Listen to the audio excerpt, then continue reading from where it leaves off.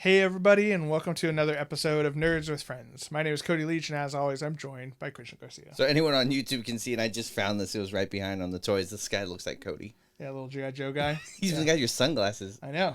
And my love of grenades, which is cool. Joining us via Zoom, we have Anthony Joyce, who's written many a D&D module, and we're going to be talking some not only Dungeon Master tips, but how he kind of comes up with his world. So welcome to the show, man. It's good having you.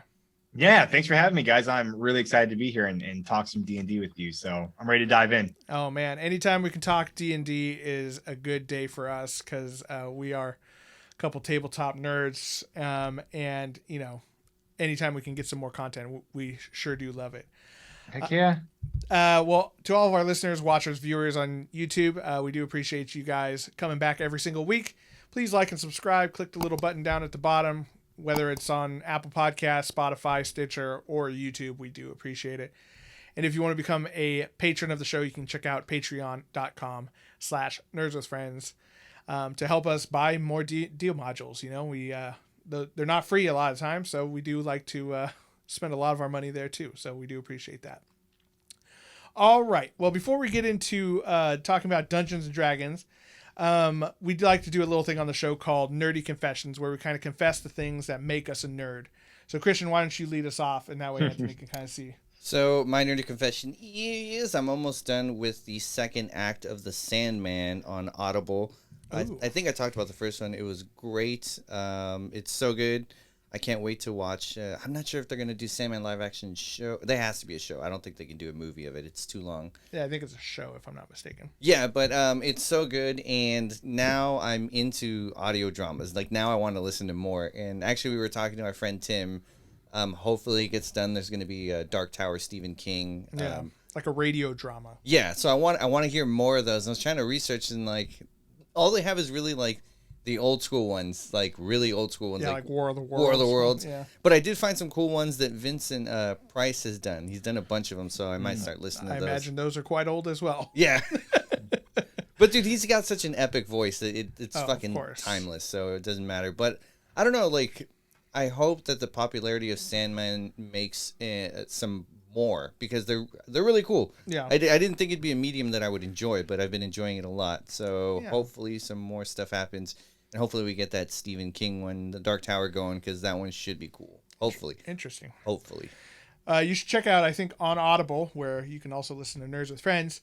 They do have certain books, usually very popular books, will have like a dramatized version. Yeah, but I think they did some for... Like for Dune, I think was one of the more recent ones I saw. I saw one. It wasn't on Audible. I think it was on one of the free Hoopla, one of the library ones, but it was for Stormlight. No, it wasn't Stormlight Archive, but it was one of... Mistborn, maybe? It might have been. It was one of Brandon Sanderson's stories.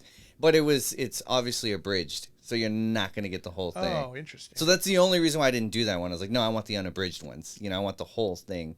But I guess with those books are super thick. Can you imagine doing like audio drama of that? Like that would... It would be forever. Days long. It would be like, I don't know, like over 100 hours. But it would be cool if someone did it, but that's going to be a lot of fucking money to do it. Exactly. Yeah.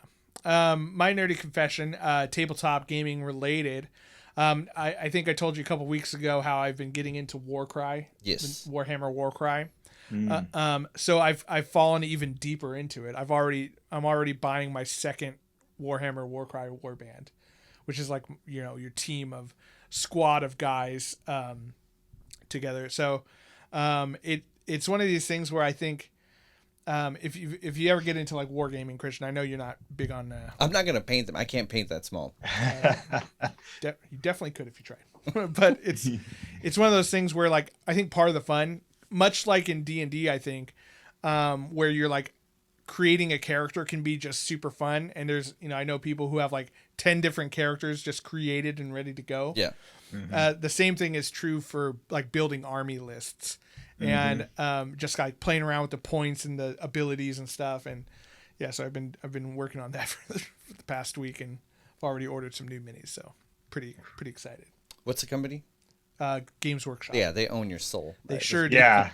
That's like sure money. That's like a money pit right there. Oh. But it's so good. It's so good. Warhammer. I know. I don't blame you. And one thing that's crazy too, which I don't think gets a lot of like not much talk. And everyone, when we talk Warhammer, we think about the miniatures and stuff. But one of the things that I really like is the lore behind it. I think it's got a very rich, diverse lore, not only for 40K, which is the sci-fi thing, but Age of Sigmar, which is the fantasy-based one.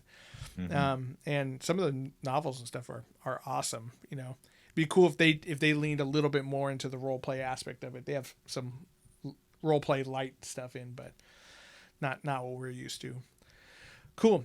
Anthony, how about you? What's a nerdy confession for you? Okay, nerdy confession. So I think in the last month or so, I sat down on Hulu, and for the first time ever in my life, I watched a TV series called Firefly. I heard a lot about it. A little late to the party. Dude, I mean, I'm like, what? I've always heard about this Western thing, and I sit down and watch it. I'm like, this is pretty damn good.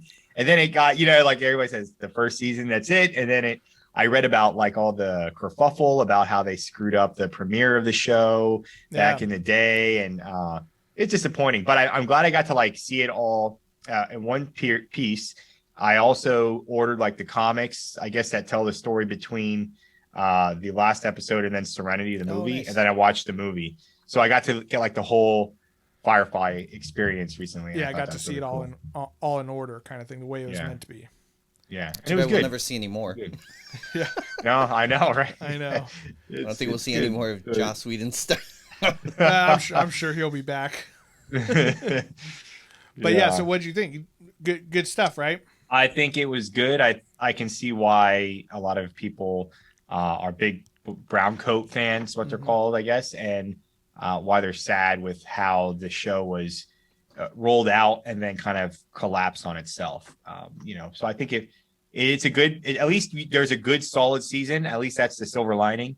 And it never jumped the shark, right? Kind of like, some people have a bad taste from Game of Thrones the last few seasons. So at least it never got tarnished. Firefly lives on. And wait, what was wrong with Game of Thrones? It had like the most perfect ending. I don't understand. I have a theory about this, right? So like, not how it got screwed. So it did get screwed up, but I think George R.R. Martin is probably the only author, or one of the only authors in history, that can see how one type of ending for their books can be and completely rewrite it. And then when he comes out with his final book, he'll be like, this is the real ending. And he's just going to have a big money grab because everybody's going to like latch onto it. Yeah. It's like that's smart business. Yeah. Yeah, he's got the biggest group of beta readers of any author ever. Everyone's like, dude, I did not like this. He's like, I know you didn't. That's why I wrote something different. he play tested his novel. Yeah, 100%. Smart businessman in my book. I didn't write. That's terrible. I don't know why they did that. Who would do that? That's so dumb. Doesn't make any sense. That's his aunt. That's great. I really hope we get to see the end of those books, but I don't know if we're going to. I know. He's already such a slow writer, and we've talked about it on the show before. Have you ever read Patrick Rothfuss, The Name of the Wind? I haven't, no. Oh, well, it's an excellent series, but I have a hard time recommending it to anybody because the last book came out like 10 years ago or 11 years ago, maybe now. And we've been waiting on this third and final book of the first trilogy or whatever he's calling it since then, and we don't know when we're going to see it. And same thing with Game of Thrones. Game of Thrones, I think the last book came out like 2 or 3 months before the last book for this guy. And it's just like, man, we've been waiting for so long. I don't know if we'll ever actually see the end. George R. R. Martin's making way too much money off the show. He's like, I don't need to do anything, just live off the residuals of that show. I'm good. Yeah, now the House Targaryen show is about to come out. I'm good. House Targaryen's coming out. Yeah, he's gonna be rolling in the dough. It's gonna be great. I'd have a hard time sitting down at a typewriter or a computer too, and nah, these checks are. I haven't finished the book, and these checks are still coming in. I'm good. Sorry, guys. Probably making more money than an author normally makes. Yeah, for sure. Like, even one of his caliber. Crushing it. Awesome. Well, we're going to take a quick little break for our word from our sponsors, and when we come back, we're going to be talking some serious D&D with Anthony. So we'll be right back.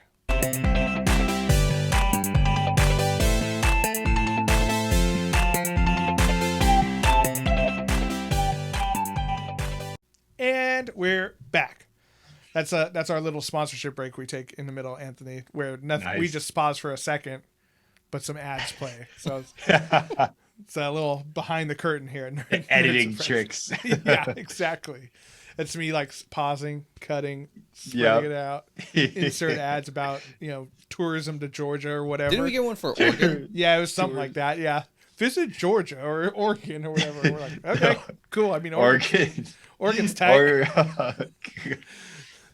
I think they put. I that's think one of the hilarious. funniest ones they put like an Xbox commercial in when we had just spent like the whole time talking about how awesome PS5 is. And we're like, okay, I'm pretty sure we were trashing the Xbox yeah, too. maybe. That's awesome. All right, Anthony. So tell us a little bit about like who you are, what you do, and some of these how you come up with Let's start with like what kind of publications you're actually putting out there for the world of D&D. Yeah. So I'm Anthony Joyce, and you can find me on Twitter at Thrawn589, named after Grand Admiral Thrawn, big Yep. Star Wars fan. Hey, you And, think we're gonna see him in coming up in like one of the next Disney Plus series? Oh yeah, absolutely. he's gotta I think be, the Ahsoka series he's going to be in. Nice. He's going to be the main villain from what I feel like hear. they That's- announced it, right? I'm pretty sure They did. Yeah. They did. There was some back and forth about who's going to play Thrawn. Yeah. So we'll see who ends up doing that. But I'm Benedict excited. Cumberbatch. You beat me. I was about to say Yeah. it. With a little Yes. like even with a little like pencil mustache would be sick with his blue Yes. skin. Oh, Yes. 100% Oh, down. I'm glad Thrawn is getting his due now, finally, Yeah. in the Star Wars universe. But like Thrawn, my real life job, I'm an Army strategist. I'm an active duty Army strategist. So I do big things for the Army with my brain power. Nice. And on the side, I am a D&D writer, designer. I mainly design adventures on DM Skill that you can find them. You can find that my whole portfolio on my website, anthonydreams.com. And I just love doing that. I started back in 2018. So I've been doing this for over 3 years now, and I'll continue to do it. I really enjoy making these products. And so what you'll notice, what I think is really cool about the things I design is I'm a huge music person. I believe music is what I listen to when I am writing something or trying to come up with an idea. It inspires me, but I can sometimes make entire adventures to thematic themes, soundtracks and whatnot. Yeah. And so if you're into that, you'll like my adventures that I have to offer. Yeah, I mean, when we were talking to you about getting you on the show, we looked through some of your excerpts and stuff that you have available there, and it definitely seemed like you have a big focus on like bards and having that like cinematic musical background kind of thing. And I think that's one of the things that is an often overlooked addition to anyone's D&D game. Everyone talks about like your dice and your miniatures or your scenery or your maps or whatever, but just having like a decent soundtrack in the background, whether it's something you've curated or one of the ones available on like Spotify or whatever, I think is a really important addition to really brings that kind of the adventure to life. So let me ask you this, as far as like creating a module, because I've only dabbled, I've kind of accepted my position in my group of friends as like the forever DM. Yeah. I don't know when or if I'll ever get to play D&D again. Bless you. It's one would say you're one that plays the most as the DM because you do most of the talking and most. not true. My team never listens to me. That's how it feels. But one of the things that has always been daunting to me is the creation of some like my own adventure, and I've done it like I think twice, and it started off for me at least so much like just I had a basic structure and then I just improv the crap out of it, and I'd like to know like how do you go about creating one of these adventures? Do you kind of start with a rough outline, or do you have just like a whole story with a bunch of beats all in your head ready to go, and you just know kind of from the get-go where you're going with it? That's a good question. So to preface, we'll talk about adventure design, and specifically, do you want me to talk like for like a published product type adventure, or just like one I'm gonna run in general? Both, or Yeah, why don't we start with just Okay. one you're running with your friends or your local group? Okay. So I think some of the lessons I've learned in actual like published adventure design can translate really well to homebrew DMs and whatnot. And that is my creative process is I'll try to get a theme I want to have for a session. So do I want horror? Do I want sci-fi? Do I want comedic? And once I kind of can nail down a theme, I'm drawn to just like musical sound, music scores from like movies, Sure. cinema, and I'll kind of listen to them. So if I'm doing like a magical school thing, I'll listen to like the Harry Potter soundtrack. If Sure. if I want to do like a sci-fi theme, I'll do like Blade Runner, and the music will help me to visualize what it is I'm trying to evoke from my players. Okay. A lot of times I also like to tap into emotional cues. It's really fun to see the players express emotions, whether that's sadness, joy, or fright. Sure. And when you kind of fine tune what you're looking for, you can mesh the thematic overture of the adventure that you want to go for, get inspired however you want, whether that's music or watching movies or whatnot, but then tie it to an emotional impact. When you do that, you start to think of, okay, how would I get this through a story? And I think the best lesson I've learned is starting with the end. Okay. Like if you think of it like, I want the end of the session to be this massive fight in a, vampire's gothic castle, and you're going to stab him through the heart and he's going to die. Like you visualize that scene, that like badass, climactic battle. Yeah. And then kind of what I do is I will go to the beginning of the adventure, and then I'll do the middle last. And the reason is your most fleshed out part of the adventure will then be the climax, which is usually the most impactful, because that's what everybody's going to leave the table thinking about. So when you visualize and start to design the climax of your adventure, you're going to put usually the most amount of focus into it. And what it allows you to do is identify all the threads that you're going to need to have all the way to the beginning and the middle. And you're going to identify that at the very beginning. So then you start incorporating all those threads that connect to the climactic finale at the beginning of your adventure design process, versus starting linearly, where you start at the beginning, then you go to the middle, then the end. And I started that way. It took me a long time to get to this point, and a lot of designers had mentored me along the way. And this is how a lot of people do it. And I think it pays off. Also, because you want your like players, when they finish, like that's the highlight of the night, right? Sure. Also, when you're dealing with like time, like a 4-hour time slot, Gotcha. you start to, if you design linearly, what normally happens is you have a big bit beginning, a big end, and you're like, oh crap, I'm running out of time. And then you kind of like rush the end, right. And then it like, we kind of cut a lot of stuff in the end. Yeah. And so this helps to like buff against that natural inclination. Sure. So if you have the big ending, you kind of know like, okay, this is going to take an hour and a half. So now you're at the beginning phase. You're already cutting all the fat, unnecessary stuff off of the beginning and the middle. Gotcha. And then you have your 4-hour time slot adventure. Yeah, I mean that definitely makes sense to me. The approach that I took on my most successful like endeavor in creating my own adventure, I think, was I was going to do a trip for a bunch of friends who were new to D&D, and I wanted to create an adventure that had like every like aspect of D&D kind of combined into one. So I wanted some combat, of course, some puzzles where they had to solve them, a couple traps, and then a big boss at the end with maybe a mystery to solve along the way. And I think by like setting those beats for myself, I think is what really helped me. And I think your idea of like starting from the end and you have the beginning, and then making sure you don't forget all that middle stuff, I think that's a good a good addition to that. Is like, I know how I wanted to end, which I was kind of like, at first I didn't really know. But then I ripped off of Lord of the Rings, and I did like the Mines of Moria essentially. So nice. I'm like, we're fighting the the Balrog at the end. So that's going to be easy. Mm-hmm. But I'm like, I don't want him to just, come out of nowhere. I want this Balrog to come from. So I started gradually filling in how I got there in the framework of Lord of the Rings. So now what you're No, it's describing great. is a one shot, right? So like, Yeah. or is that the same approach you would use for like a larger campaign?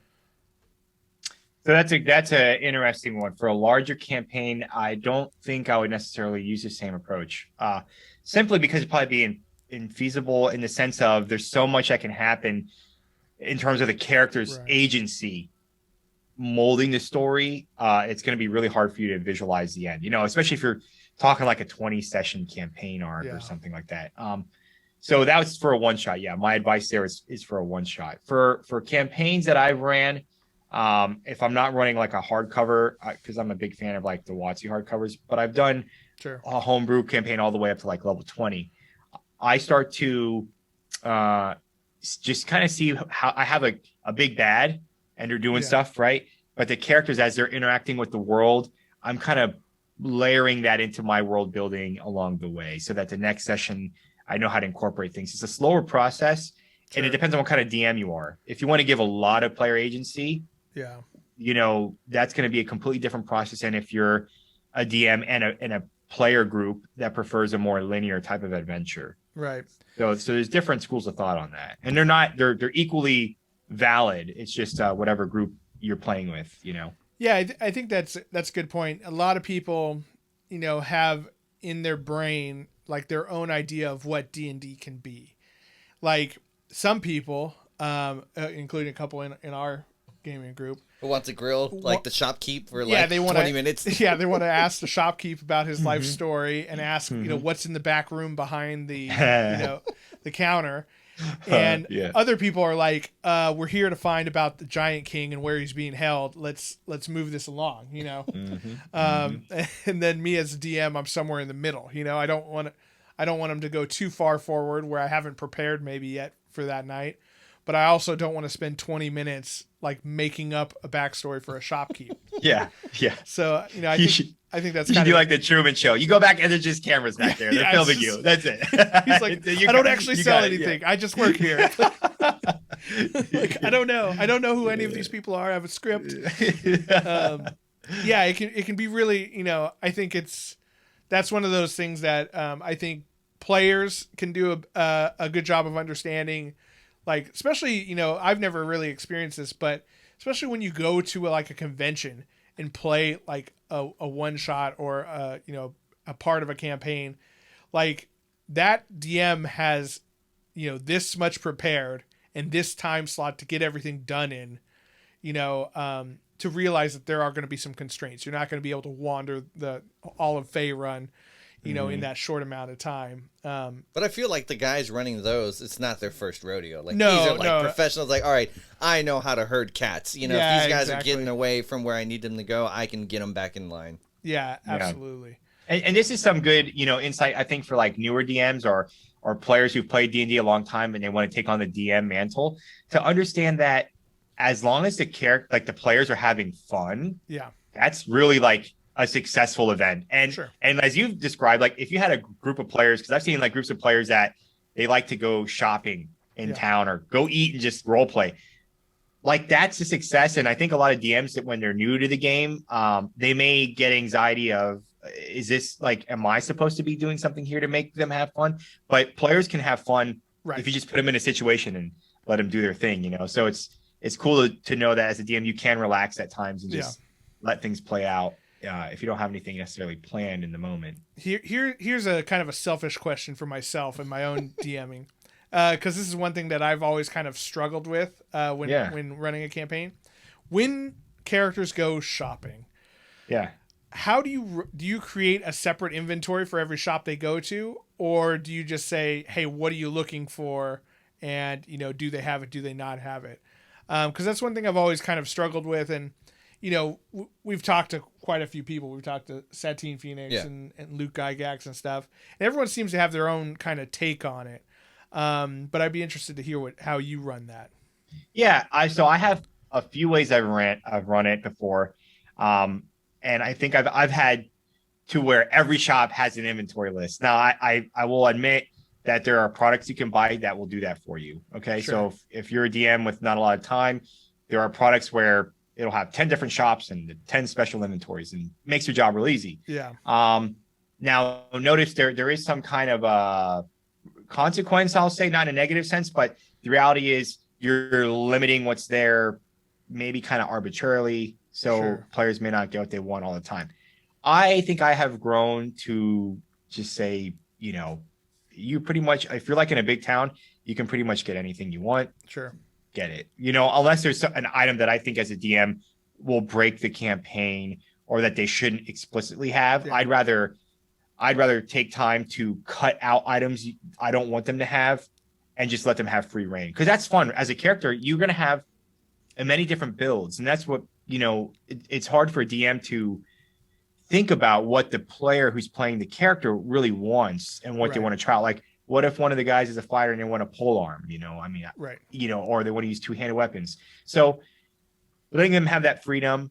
And there's a middle ground. The middle ground might be like, hey, I'll let you look for any item you want, but you may have to make some kind of check to do that, like a persuasion check, because maybe the blacksmith really does have every weapon, but some of them are like on reserve for somebody else to pick up, and if you persuade him, he'll slide it to you and say got lost in the inventory, whatever. Yeah, exactly. Yeah, I think that's an interesting take, and that's kind of what if you remember what we did last night, I guess it was, where it was like if they're in a seedy part of town, like if they kind of investigation checked their way into like a kind of a back alley black market store, there might be extra things available there that there might not be at the run of the mill armorer shop kind of thing. So yeah, I think that's just one of those things that a lot of times I struggle with, like knowing when to be relaxed and open and find out hey, do whatever you guys want, this is your game kind of thing, and when to be like here's a list of things that are available so as not to break the game. The deck of many things just laying on the countertop or whatever. You know what I'm saying? Yeah, I would say with magic items in particular, because that's like a special, 5th edition has been very wary to like have the magic item shop. Right. And on purpose. So I will say, like, when there are shopping things, I don't think I ever introduced magic items in those. What I will do is when there is, you go into a cave and you find the treasure chest. Right. I'll say, what magic item do you kind of find, and then this one. Oh, yep, that's it. You know what I mean? So it's kind of like that. I'm letting the character kind of choose the item they want. Now, interesting. Okay. You can, I'll say that there is precedence for this, and it's not game breaking per se, but in the organized play program for Adventures League that WotC has, what they do is the characters, when they find a magic item, it's unlocked for everyone at the table. And there's like a list of magic items they could all pick from. So they're kind of like buying their own magic items. Got it. Out of game, and they're bringing them in. And I think that works really well, because then people can get specific items they want for their specific build.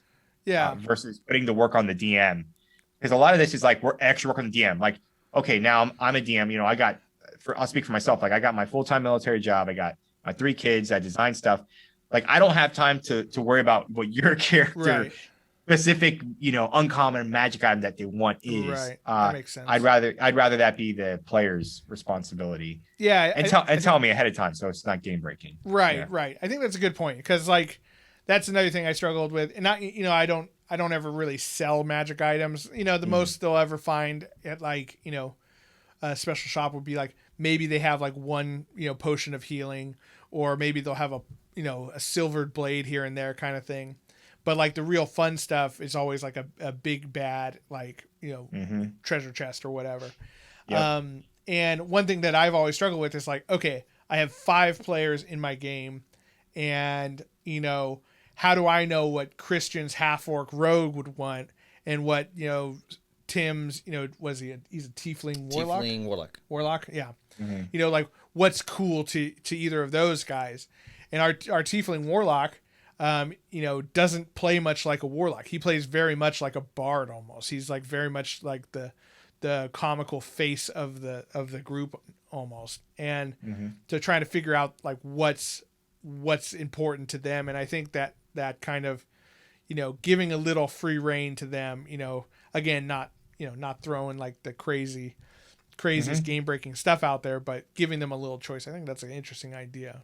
Yeah, and in a kind of a neat way to do that, if you're kind of more cautious of that, you don't want to give full reign, is in the DMG Dungeon Master's Guide. Yeah. There are magic tables, and Right. some of those magic tables, like Magic Table A, is a lot of the lame magic items, I'll say. Sure. And then you go to magic item table B, and it gets a little bit better, all the way up to like F or G. Right. So if you're kind of cautious, look at a magic item table that you're kind of, as a DM, okay with, Right. and let the players roll on it. That's kind of, I've done that before too. Like, hey, you find the treasure, roll on this magic table, and that's what it is. And they have fun because it's kind of like, going to the casino and Right. I'm going to roll the dice. Yeah. And Pulling yeah, hey, I got slot this thing. machine. So yeah, if you want a middle ground, I think that's a good one too. to Okay. have. So I got a question. So since you're in the military, have you ever had any of your military buddies like play who have never played before, and how does that usually go? Like, is it usually like, are they like all about it, or are they kind of like, oh, I'm not really feeling this, or do you have to like baby them a lot? No, so I played Dungeons and Dragons for the first time when I was a company commander deployed to Iraq and Kuwait for the whole ISIS insurgency in 2015. Sure. And my soldiers actually had played. One of them he was a specialist. He played D&D 3.5. Yeah. And this is right when 5th edition came out. And he said, hey, sir, I'll run Dungeons and Dragons while we're here in the desert. So I bought the books and I brought them with us to Nice. deploy. And we had every week on Sunday, me and 7 soldiers from my unit, we would play D&D together. So I learned how to play D&D from one of my soldiers. And then after that, I started running it for other soldiers. And I used Roll20 virtual tabletop to Sure. play with people stationed in Korea or in Germany. Oh, that's so cool. Or even deployed to the Middle East. And it's fun. They're in, like, the military guys and gals and everybody, any soldier or sailor, like, they're into it. Yeah. And they get you can have them that are very tactical oriented, Sure. They're going to be, hey, As you we're would going to go do imagine. this. And yeah, they're going to go and flank the enemy Flanking and do all this position. stuff. Yeah. Yeah. I don't play flanking. I told you. So I think the reality is, for our generation and younger, Yeah. like the Gen Zs that are young in the military, D&D, being a nerd is freaking cool. Right. It straight up is. Like, D&D is cool. Like, playing D&D is awesome. Now I'll have like the older generation above us, like the Gen X, that's kind of still like D&D, that's a little nerdy, right? And I'll show them how to play, and then they'll have a freaking blast and they want to play more, Right. So it's like, I'm glad to see that the stigma of nerdy has been changed in our society. I have another question. The guy who taught you, now forgive my military ranking, but you were above Okay. him? No, this is great. This is a great question because it's unorthodox. Yeah, because he's basically telling you what to do, right? When it's kind of breaking rank. Correct. He was a subordinate. So in the military, you have your enlisted ranks and you have your officers. So I'm an officer, and at this time I was a captain. I was commanding a company of about 110 soldiers. And this soldier, specialist Brust at the time, he's E4. So for enlisted, there's ranks E1 through E9. So he was a 4. So he's kind of, newer into the military. So they're like, wow, the company commander's playing with us. They thought it was kind of fun because normally company commanders don't do that kind of thing, I guess, let alone play D&D with their soldiers. But I mean, that's the beauty of D&D. It brings together anyone. Right. And if you're the DM, when you're the DM, like, I wasn't seeing him as one of my soldiers. Right. He was a DM. So there wasn't a moment where you were like, you rolled a natural 1. I was like, actually, that's a nat 20 right there. Hey, soldier. Yeah, no. Hey, remember when you gave me that nat 1? Go peel some potatoes, buddy. You got extra duty. No. But yeah, I loved, like, that's what's cool. Like, whoever's in the DM seat, that has its own position of authority, and it's kind of, you honor that. Yeah, and I'm sure it's kind of cool too, no matter where you're stationed. I'm sure there's some monotonous days out there, and having a little bit of a fantasy escape from it could be kind of nice for a couple hours. I'm sure that's why a lot of us play it. Like, a couple hours a week, we don't have to worry about like what we have to go into work tomorrow. We're just like I just hope these dice are hot tonight. Yeah. Or these rolls 100%. On Roll20 don't like. Yeah, the clicks on Roll20. Now I know I mentioned peeled potatoes. Do they still do that? Is that a punishment, or is that something like Looney Tunes and cartoons taught us? Like, is that a thing?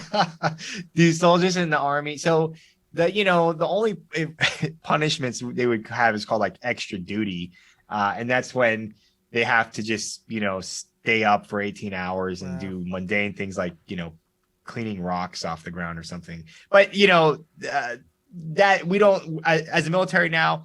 We're not about that stuff anymore. We're more relaxed than the old days, I would say. So Nice.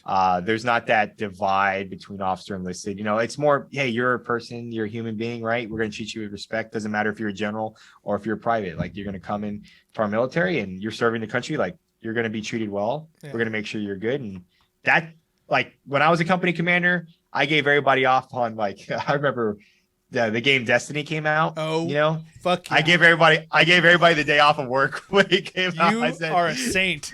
I said, hey, right, there's no work today. It's Destiny release day. Destiny day. Oh my god. Yeah. So like, it's cool to do that and like give people their weekends and sure, extra days off and stuff. Yeah, I'm sure that goes a long way when it comes to asking them something hard to do. They built that relationship with you. Heck yeah. Absolutely. Yeah, no, this guy's a Destiny fiend. Yeah, I love it. I love it so much. It's been rough now that Destiny 2's been out for so long. I've kind of fallen off a little bit, but man, if they ever do game. Destiny 3, I am all the way back in. It's a good game. Yeah. So going back into D&D. So why don't you tell us? Are you working on anything right now? What's up next for you as far as creating a module or adventure? Okay, so I've been teasing my next adventure on Twitter, but I'll give you all the real scoop, okay? So This is being worked on right now. It's in the final stages. It's going through illustration, but it is a one-on-one adventure. So they call that a duet style adventure where you have one DM and one player. Cool. So it's only two people. Now, that one I built is entirely designed around the Bard class. So You play a level 6 Bard, and the entire adventure is thematically built around that class and all the skills they have and feats. And it's called the Tenacious Bard versus Orcus, and it's built to the music of Tenacious D and other hard, heavy, metal music that are classics. And you start off in the Battle of the Bards at the Witchlight Carnival. Sure. You battle off against Warduke himself, and you have these new mechanics where when you do your performance, you summon a musical avatar. Gotcha. And it's like it's kind of like Scott Pilgrim versus the World, where he's playing the guitar and it's monster manifests and they fight. Yes, that's kind of how this works. So you fight as a bard with this musical avatar, and you have these riffs that add special effects to your avatar, what it can do. Awesome. And the story is you have to go to hell, and you have to defeat the demon lord Orcus, who's invading hell. And he's going to kill Zariel and Asmodeus and stuff. And so at the end, if you're successful, Asmodeus might offer you a record label contract to bring you on to his record label. But it's a really fun adventure. And what's really cool is Brian Patterson, who's D20 Monkey online. He does a comic strip and everything. Great artist. He is fully illustrating this adventure. So it's beautiful. It's been play tested by over 20 DMs, and it's really fine tuned. So it's great stuff. I was you were kind enough to send us a little sample, and like just reading like some of the mechanics of like combat and how that's all going to work.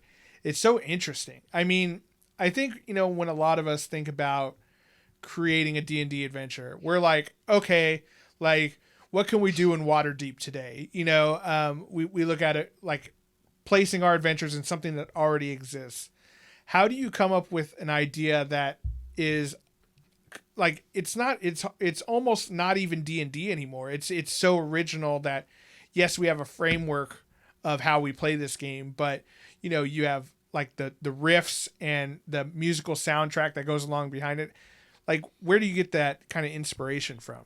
So those design aspects have built up over time. I started messing with them early in my design career in one module called Weekend at Strahd's. It's I saw 80s. Yeah, it's an 80s based like it takes place in Barovia, right after Curse of Strahd, like Strahd's dead, and it's kind of like Weekend at Bernie's. Sure. And it's based around like 80s music, and it's kind of like a party game night. Like if you're having a one-shot game night at your house. It's like a party experience. Right. And so there's music involved with that and like drinking games and things. But I started to think about it and I'm like, these D&D adventures and these one-shots, they should be like an experience. Yeah. And with the technology that we have today, it's becoming more and more possible to do that. Mm-hmm. And so with things like Spotify or YouTube, where you can, get music instantly, 20, 30 years ago, you need to have like the CD physically to do that. Right. Yeah. So you had to record the mixtape where you had to sit there, listen to the song, hit pause right there. Oh shit. I got the radio guy on it. Exactly. So with like the evolution of technology, changing, like this is making that stuff possible.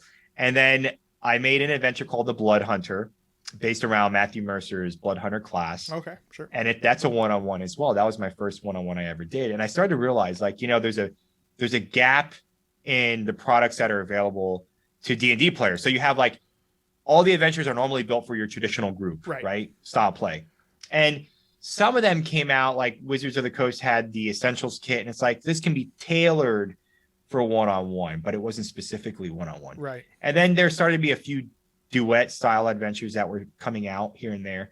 But what I realized was there were no adventures designed around a class. And I thought from a design perspective, what's really unique about doing that is I can make something super specific to like, bards, they do their performance check. They have their bardic inspiration die. Mm-hmm. I can make the story all about that and make it a one shot. So if you're a player out there and you want to play a bard, but you never played one, like you playing this adventure, you're going to walk away knowing if you like bards or not. Sure. Like there's no not knowing that. And it's super easy because all you need is one DM to do it. Right. And the way that the adventure is designed is the DM and the player are going to be engaged the entire time. They're both going to have fun, and all the extra stuff that I throw in there, like the music and the illustrations to visually immerse both the DM and the player, is going to make it like an awesome experience for everybody. And so that's kind of where I came from on that. That's such an interesting like idea of like, because I've definitely been that person where like, I don't know if I'd ever want to play a whole game as a bard, or like Wizards seem like such a hassle, like having to learn that class and be stuck with it for a whole campaign, like the one campaign we've been playing, we just passed a year of playing it. Like, I don't know if I'd want to get stuck as one class if I'm trying something new. And I think having that duet style gameplay, it's such a cool idea to be able to try it and, know by the end of it, at the end of a, 2-hour session or 3-hour session, whatever it ends up being, like whether that's the class for you. I think that's a cool idea. I've never played, I've considered doing a one-on-one D&D before, because I'm like, realistically, it's all you really need. And I've seen for sure. I've seen a couple people do it online and stuff. Like I think Matt Mercer did one with Stephen Colbert like that. It was a real short one that you could do on the internet. But Colbert, it's I think, interesting. would be a tough player to have. Oh no, I think he totally gets lost. He's a huge. And that's why, because he's a huge Lord of the Rings fan. Like I feel like he would try to throw in a lot of themes or get live out a lot of his fantasies. And he was also at Second City, so he knows how to that's true, improvise and stuff. Mm-hmm. The one thing I'll say about duet style adventures that I've come to realize from designing them and running them is they're different than a traditional style in the sense of it's very cumbersome on the DM because how when you have a group of players, you can introduce the barkeep and then the players will talk amongst themselves for a while. Yeah, okay? I just sit back and listen to these guys like bicker for 20 minutes. It's great. Now that's gone. Yeah. So it's just you and them, just like bang, bang, bang, bang, bang, bang. You like, so the role play is like much more, it's very rapid and the combat is very rapid. So the time is much like, if I were to have one of my normal adventures be fit for one-on-one, if it was a 4-hour traditional adventure, it would be ran much faster than that on one-on-one. So when you design adventures or consider running one, you just got to take that into consideration. Also, I'll say if you're normally used to running 4-hour adventures as a DM for traditional, don't do that for a duet because you're going to get overworked because you're going to be realizing how exhausting it is to be constantly engaging the entire time. So start with like a 2-hour, I would say, and see how it goes. Gotcha. Yeah. So, basically, I think all of your work is available on DM's Guild, right? Or at least most of it. Yeah. All of it right now is. I have one coming out also this month for Arcadia, which is MCDM's magazine. It's awesome. If you haven't seen it, it's really, really good. This is the 10th issue. And this is this takes into account my experience type of approach, like a party game night. Okay. And this one's called Defend Your Gobbo Cave, and you play as goblins. Oh, okay. Defending your cave from invaders that are trying to take your stuff. That's awesome. And so it's like a reverse dungeon concept, right? Yeah, exactly. And what's cool about it is you kind of like the players, they take on one of 4 types of goblins. So I've made 4 specific types of goblins, and you get to play as those special ones. And then you take rooms. There's 5 different rooms for your cave, and you get to modularly build your cave. And then there's like wave attacks that occur. So it's like it's like a tower game. Where yeah, like almost you're like a just, tower sort of. defense kind of. Yeah. Yeah, so you have like one wave, and then it stops, and there's like a social encounter. Like you get this little, grandma that comes visit you, and you have food if you don't role play. And then what's neat is each of the rooms I designed are based around, again, like a theme. So like, one of them is like a theme park. So Nice. you go in there, and then like Disney World music will start playing. Oh, that's And so then cool. one of them is like one of the goblin, and they're tied to like the goblins I made as well. So one of the goblins is like a big, Chonka goblin, it's called, this big workout guy. Yeah. And huge muscles. And you go there, and there's like a bunch of dilapidated workout equipment in his room. And then if you go there, 80s music for workouts start playing, like all the old so stuff awesome. from the 80s. And then what else do we have? We have like one that's based off Miami Beach. Because you have like a flame goblin, and you go, there's like a bunch of Latin music. So it's really fun and interactive, and it's zany, and you're gonna die a bunch of times. Like I have it where the goblins die, but when you die, there's a magic item that makes you reappear anywhere in the cave. So it's fun. You're killing each other. You kill your friends. You set off traps, and you're doing all this fun stuff. It's really cool. Yeah. Again, it just seems like such a cool original idea. Like, the role reversal, and we never think when we're stomping around in a goblin cave about like what those goblins are doing in between adventures. Oh, I do. I like to create a little backstory. I like to know that I made their family sad. I like to know. So one of the cool things that I've played around on DM's Guild a little bit, and one thing I found is like there's some really useful like tools on there. I've seen similar ones of the shop list that you've talked about. And there was a cool one that we use for overland travel. That's really fun. Are there any other like must-have like tools and resources you've seen on there, or either you've produced or just used yourself? Yeah, I would say that the unique thing about DM's Guild, if you're out there listening, you don't really know what it is it's Wizards of the Coast allows us to use their intellectual property. So we are licensed, publishing licensed content. Right. So one of that I'll point out, I have 2 products I think are both very specific to Wizards IP, but also very usable by DMs if you're not using Wizards IP. Sure. Excuse me. And that is the first one's Elminster's Candlekeep Companion. Okay. And it's all about the city of Candlekeep, which is like a big library city in Faerun and the Forgotten Realms. Yeah. And so you can get this thing, and it'll give you, it's Ed Greenwood worked with us on it. So it's like all the Candlekeep lore and all the stuff there. But if you're not using Forgotten Realms and you need like a library city and a monastic order of monks that are like librarians, this can also translate to that, because we have like roll tables for books. Like when you go into a library, what books are, because you're gonna have that player. What books on the shelf? Yeah. I don't know. Well, this has like roll tables for like what the books are and what do they say and how do they look. Gotcha. The other one is Darkhold: Secrets of the Zentarum. So the Zentarum are a thief, kind of roguish, very evil organization in the Forgotten Realms. Yeah. But we have rules in that. Guys? Did we? Yeah, the Zents, the seven snakes, they were part of the Zentarum. Oh, nice. Nice. Yeah. So that book there is has like a chapter on how to run evil campaigns. Yeah. And how to play evil characters in a responsible manner, and like one that's collaborative in nature, not toxic like you hear stories of where there's they ruin the game. And you can get organizations for like how to have an evil organization and the hierarchy and the ranks and how to move up and stuff like that. Gotcha. So, very cool.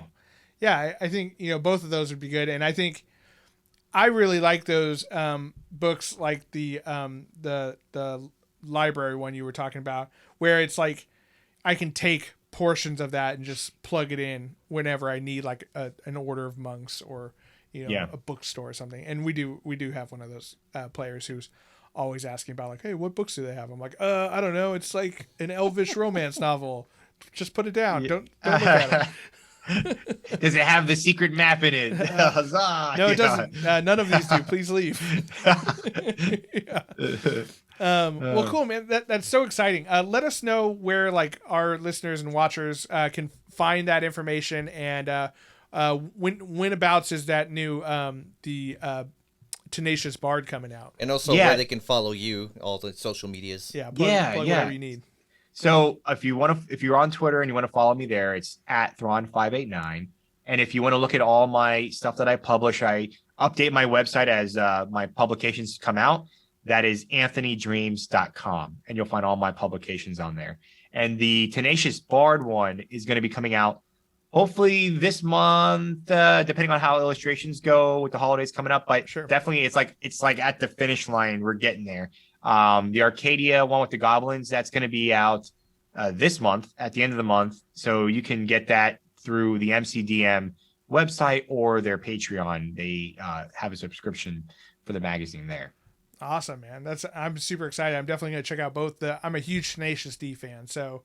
You're gonna love it then. Yeah. It's. I'm gonna send you a copy when when it's final. You're gonna get a comp copy from me, and then you could run it. Maybe me and Christian will run it together, and we'll put it on. I wish I knew how to play guitar, because then that way I could just play it. But you can just put it. You can just insert the guitar riff. Yeah, there you go. You can DM it for me, and I'll play it. There we go. Nice. Awesome, man. Well, thank you so much. It's been really interesting talking to you, and we'd love to have you back on, maybe and do another GM's tips sometime. I think it'll be really good to get, because that's one thing that I think most people are hesitant about playing a Dungeon Master, is that like, where do I start? You watch as many videos as you can, but I think having someone that you can ask questions to is very important, and I think you're a great resource for that. Or if you want to give us military secrets, just give those away. Yeah, I mean that's cool too. The military's not listening at all. Big Brother is not listening. The FBI are not watching us. You're good. Funny story about that. One of our most watched YouTube videos is when we said Pentagon releases UFO report.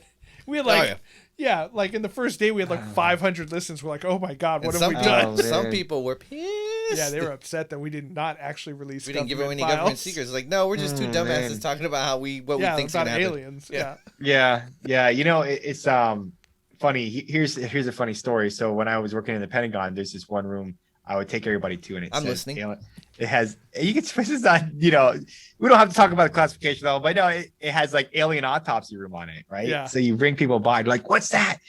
It's the alien autopsy room. And it has like the official plaque and everything. Yeah. And you're like, it can't be, but it just goes to show you, like, I thought it was interesting because they released all that UFO stuff recently. And it's just interesting that, like, wasn't, we heard about it. They confirmed. And it's like, okay. Everyone's like, we got other things to deal with right now. Okay. See, and we talked about this, and I said this is on purpose. They released it during COVID because everyone was too busy not getting sick. Once COVID, by the way, there are aliens, and everyone's like, "Cool, whatever. I don't want to get sick." And then once COVID passes, they're like, "Wait, didn't someone say anything about aliens?" Like, that's old shit. That was like last year. What do you ask? What do you ask? Like, just move on. Like, just forget about it. Now we're mad at Dave Chappelle. Keep up. Like, come on, keep up. There was tranny jokes. That's what we're mad about now.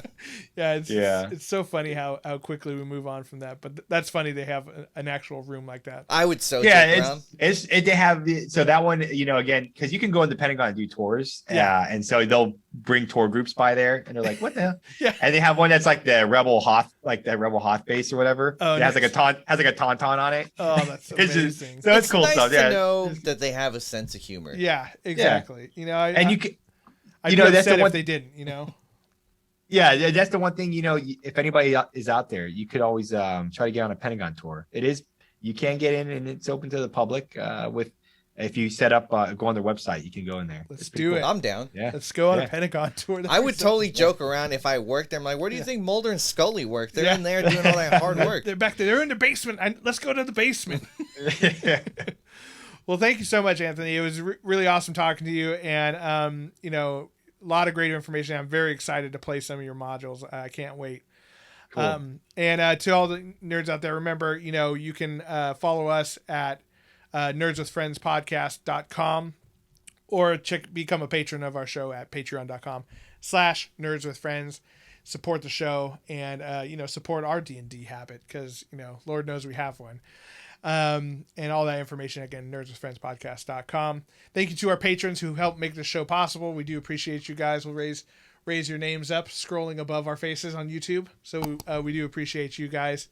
And Christian, as always. It's fun. It's nice talking to you, man. Yeah. I want more military secrets, more UFO stuff next time. Yeah, we'll get some of those off my. No promises. That was our no hottest promises. episode, man. Like this one, we just got to put the keywords in there. Yeah, Just- exactly. And to all the nerds out there, remember, you're not alone. You're with friends. This is Nerds with Friends. Thank you and good night.